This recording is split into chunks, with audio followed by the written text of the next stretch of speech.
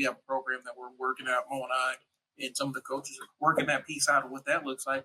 But we also are reevaluating where we are with what we're gonna try next summer because we see some opportunities and some gaps that as an organization we can step up and fill. But we're here as a service to benefit y'all. Yeah, we're a for-profit business. We're also creating a nonprofit to serve other people that we normally don't reach. But yeah, it's not free, Right. but at the same time, it's a service that if you put in the value, you're going to get the value back. Right. And so we're here to help your players be better. And I don't give a shit about the competition Right. piece of it or who beat who or who out hooped who and all this other stuff. I don't give a shit about stealing players from other teams, man. That doesn't bother me. And so or that's not something that registers on my brain. Our service is we want to make players better. And that's what we built this entire thing to do. So if you want your player to get better, call us, reach out. We're not in competition with you. I don't care who you play for or what team you represent or what team you coach. If you need help getting your players better, that's what we're here to do. Yeah, and to go on with that, it's 100% true. To go on with that is feel free once you do that, come on the show. Right.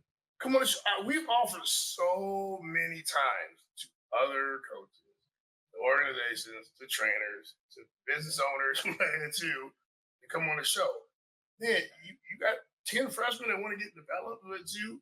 Get on there on the show and then come talk about what you've done with those kids and come talk about that you need some sophomore. You need to talk about it. A lot of times, a lot of people don't understand, like, there's a school that might need your kid's skill set and you force your kid to go somewhere because it was convenient for you, but then you have a coach that comes up and said, I could have used your kid 2 years ago. I could have used your kid 2 years ago. I didn't know you really wanted to go. But we don't know that. So we want to make sure we are always willing to reach out and help. I'm a person that you got something to bring up or say about the process or what we got to do. We answer. We answer the parents as best as we can. We answer the coaches. Just reach out.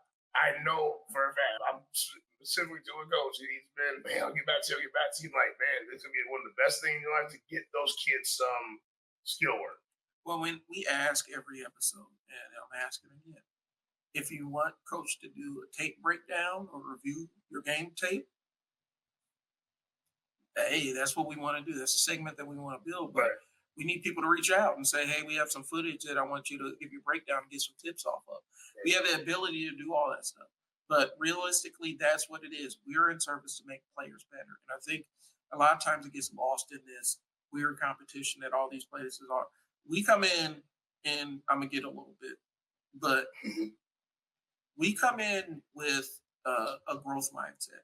We come in with a wealth mindset where there's enough opportunities and there's enough room at the table for everybody to each get what they need. Right. We don't act like there's some deficit. There's no shortage of players that need help. Right. And as long as we're all working in good faith, we don't have to snake anybody. We don't have to go behind anybody's back, stealing it, because there's plenty of great players out there that need help and need guidance.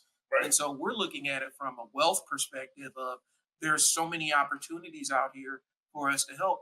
We're not saying that there's limit. We don't think that there's limits to what there can be and what we can do.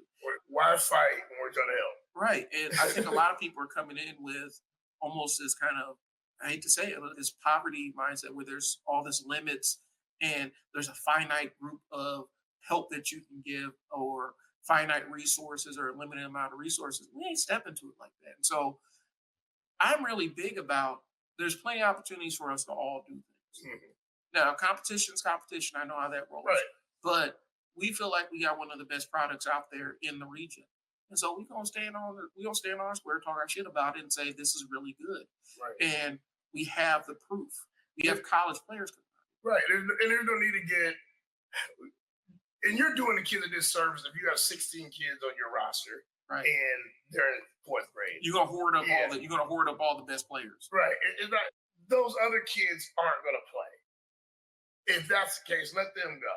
It's not your kids. Your kid. You get like kids. I have 3 kids that are half me. Right. I have 3. Those are my kids. By legal, those are my kids. Every one of those kids, I've worked with those kids. I work with those kids. But those kids, I always tell them, you can do whatever you want to get yourself ready. If it's positive or whatever, get yourself ready for it. If you take 90% of my training sweet and on Sunday your dad got you a shooting machine to go in the yard, you better go on that shooting machine and go in the yard with your dad and shoot those 500 shots. That's what we want you to do. But don't have a kid not have an opportunity to do something because you're hogging them. And I went. AAU. So AAU, you should probably have eight. Eight's a lot. Eight's about the max. Because it's especially 17U because you're trying to get offers. You want to see the kids play. The recruiters want to see them play. So eight, right? Eight. If you submarine sub, and you do a bunch at times, sure, but about eight. In second grade basketball, you should have 16 people on the team. You can break that up into two different teams. Right. Just because you want to make sure that you're protecting or hiding these kids, well, that's not good. The last thing I want to do is be the parents at the game, and my kid has been in a program or doing something for 2 to 3 years, and they look the exact same or even worse after 2 to 3 years. Right.